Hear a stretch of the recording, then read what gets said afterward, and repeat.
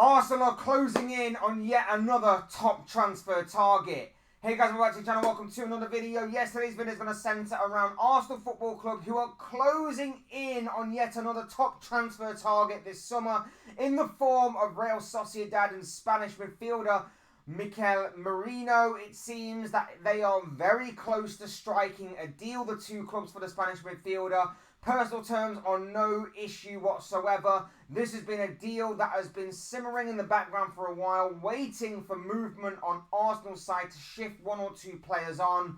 But now it seems that the pathway is clear. Merino is said to be very close to being unveiled as a new Arsenal signing. We're going to be talking about this transfer move. We're going to be talking about what the In The Know journalists are saying, and we're going to be talking about what I personally think as well. But without further ado, I would like to remind you all to please like the video and also subscribe if you're new. Both things are always and very greatly appreciated. Get involved in the comment section. Let me know what you guys are thinking and feeling down there. Use and abuse that comment section, people, with your thoughts, your comments, opinions, predictions, feelings, whatever you want to call it, on this potential transfer situation. I'd love to hear from you all on this, but without further ado, let's get on with the video. Let's talk Mikel Merino and seemingly Arsenal closing in on signing the midfielder. Like I said before, this has been a deal that has been lingering in the background for a while. We've known about Arsenal's interest for a long time. We know that they have wanted to sign this guy for a while, but other elements have been holding up this deal. I think Arsenal wanted to shift one or two players on before they actually made a strong pursuit and advanced their interest in the Spanish midfielder. And now that obviously they've got rid of Emil Smith-Rowe to Fulham, it seems that the gateway is now clear. The pathway is now clear for them to obviously do that. Personal terms, and there's seemingly no issue whatsoever. It's just about striking a deal and getting the package together for the deal with Real Sociedad. As Fabrizio Romano goes on to state, he tweeted out last night that Arsenal are closing in on a deal for Mikel Merino as verbal agreement is now getting closer. Agreement in place on personal terms as Mikel Merino wants the move. Verbal discussions with Real Sociedad for package in excess of 30 million euros. Talks on to get the deal done. And what was interesting was the follow-up from Romano was in regards to Real Sociedad and their plans for after seemingly Merino's exit. Real Sociedad are in advanced talks to sign Carlos Soler from PSG, replacement wanted for Mikel Merino, who is expected to join Arsenal if all goes to plan. Soler also in talks with Sociedad over personal terms, as Matteo Moretto reveals. So it does seem that Sociedad are putting the plans and the wheels in motion for Merino's exit. So it does seem likely that this deal is going to be going ahead. There does seem confidence on both sides, I guess you could say, that obviously a deal will be struck. And honestly, in my personal opinion, this is a massive transfer for Arsenal. This is a big transfer for Arsenal. Now, he may not be the flashiest name on anybody's transfer list ever. He may not be the biggest name on anybody's transfer list. But this could arguably be the most important and key transfer of at least this very transfer window. He is a brilliant defensive midfielder. He's a brilliant number 6 who can obviously be versatile enough to be a number 8 should, of course, push comes to shove and he needs to be.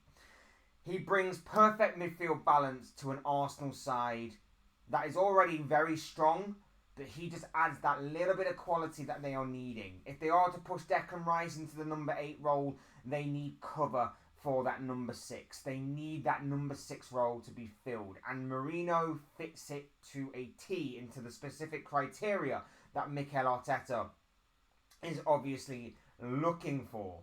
He also provides options. Not only will it be a case of, well, he may start and he may play regularly, but now that you add him in, do you need to play him in certain games? Do you you've also got the likes of Jorginho there. There's the Thomas Partey situation, which is yet to be resolved. There are a couple of other midfielders buzzing around as well. Do you play him alongside Declan Rice in a double pivot? Is he going to be the number 6, Declan Rice being the number 8? That kind of thing. Do they switch? Do they morph? There are a lot of different options there for Mikel Arteta to play around with and to obviously explore with Merino joining their squad. It's going to be a fantastic addition to the side, in my opinion. We obviously know predominantly he is a number 6. We obviously know predominantly he is a defensive midfielder. He's a natural destroyer. He's a big physical presence in that midfield.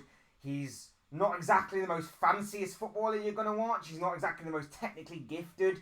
But in terms of, having enough about him to be technically adequate, I guess you could say, or not exactly extravagant or flashy or fancy to his name, he doesn't need to be. He just needs to be that destroyer that's obviously made him a big name for himself. He just needs to be the guy that will use his positional awareness, his physical ability, and his intelligence to, of course, be effective. Be extremely effective in breaking up play and shifting the ball forward, being progressive. Like I say, he's got all of the tools that make a very, very good DM. He's got all the tools to be a guy that shifts the ball in transition after winning it back. He likes a challenge, he likes a tackle, and he's very good at breaking up play. And if he can do that and shift the ball forward to the more effective players of the team, your ball carriers like your Declan Rices, your creative outlets like your Bukayo Sakas, your Martin Odegaards, your Leandro Trossards or Martinelli's, whoever's on that side, and of course the striker situation in Kai Havertz as well. This guy is going to be simple but effective. This guy is going to do the dirty work. He's going to do the industrious work. He's an absolute workhorse in that midfield, whilst also having the physical and mental attributes to obviously be a destroyer, put out fires, stop potential counterattacks and breakaways. This guy is going to be so effective for Arsenal when it comes to defending and when it comes to trying to move the ball in transition to spring defence into attack. This guy has got it all, in my opinion, in that particular aspect. And not only that, of course, but he's also a big aerial threat. In the middle of the pitch, that's going to be effective. But as we know, Arteta loves a set piece. And as we know, Arsenal were very effective from set pieces last season. This guy could certainly add to what is an ever-growing sort of strong attribute, shall we say, of Arsenal Football Club as we know them today.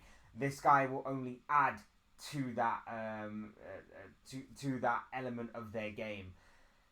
I think this is a fantastic move by Arsenal, and like I said, I think this is extremely important for them to have got this kind of player, to got this kind of role. I think it, like I say, it provides options, it provides competition, it provides chance of rotation, but not only that as well, but I think it just allows Declan Rice to be that number 8, that box-to-box player, to be the ball carrier, ball progressor, can also obviously have a shot from distance every now and again. Odegaard can then rely solely on just pulling the strings, being the orchestrator, conducting the beautiful symphony that Mikel Arteta wants to play, the creative outlet of the team.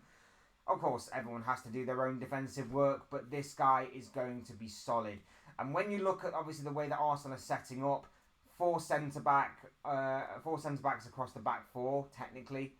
You know, your Ben White on one side, Saliba and Gabriel in the heart of the defence, Timber or Calafiori, whichever one they're going to try and maybe put out there in the left back position. You've of course got Zinchenko. You've of course got maybe one or two other options as well in there that could be brought in for rotation or for, you know, horses for courses kind of thing. It's very exciting from an Arsenal point of view. And if I was an Arsenal fan, I would be very excited for this. I think this is a massive signing if you get it over the line, which it looks like you are going to do.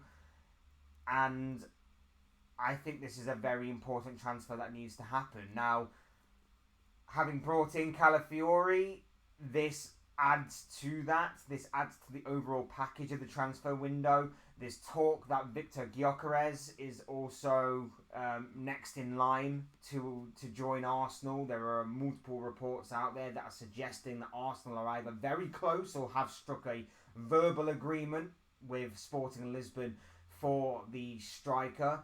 And that would be incredible in itself, and that would only add to Arsenal's already great transfer window, in my opinion. But if you get Calafiori, if you get Victor Gyökeres, if you get Mikel Merino, and if you also can get a winger that can also provide good competition with Bukayo Saka, for example, or it can be a left winger so that Trossard or whoever can provide good competition for Bukayo Saka, that is the perfect transfer window. And I would be finding it very difficult, barring any sort of monumental collapse or any sort of horror spell of injuries galore. I would be finding it very difficult to knock back Arsenal to win the Premier League this season. I'm throwing it out there right now. I think there are one or two signings away from making that potential dream a reality. Or making the potential step from title challengers to title winners, should I say, a reality. But it's massive. It's huge. It's monumental. It's a big step forward. And I think that this will be the key signing. Even if you do go on and bring a striker, even if you do go on to bring in a winger, I think this is the signing right here of Arsenal's transfer window in Mikel Merino. If, of course, they can get it over the line, which it looks like they are going to do, I think this is huge. I think this is what they definitely needed. I think it only adds and reinforces Arsenal's defensive structure as well as their midfield balance. I like this signing a lot. I really, really do. And, a little bit of jealousy there because my team aren't exactly doing anything right now. But I like the signing. I think it's perfect for Arsenal and fair play to the Gunners on this front. Those are just the thoughts, comments, opinions, predictions, feelings, whatever you want to call it, of this guy. I want to know what you guys think. What do you make of this Mikel Merino signing that is seemingly impending? I would love to know what you guys are thinking and feeling about this. It does seem like this is going to get over the line and be made done, dusted, and official very, very soon. So I want to know what you guys are thinking and feeling down below in that comment section. Use and abuse that comment section, people. Let me know your thoughts, your comments, opinions, predictions, feelings on this potential transfer story. I'm sure it'll make for great and interesting reading. Otherwise, hit the like button on the way out if you enjoyed the video. Subscribe if you are new or want to see more content like this. Both things are always and forever greatly appreciated. And as always, thank you all so much for watching and listening. I've been Fletch. This has been another Fletch Talks video. And I will see you and speak with you all again soon in another video or live stream or whatever it may be. Cheers, guys. Thanks for watching. Take care. Enjoy the rest of your day. Speak to you all again very, very soon.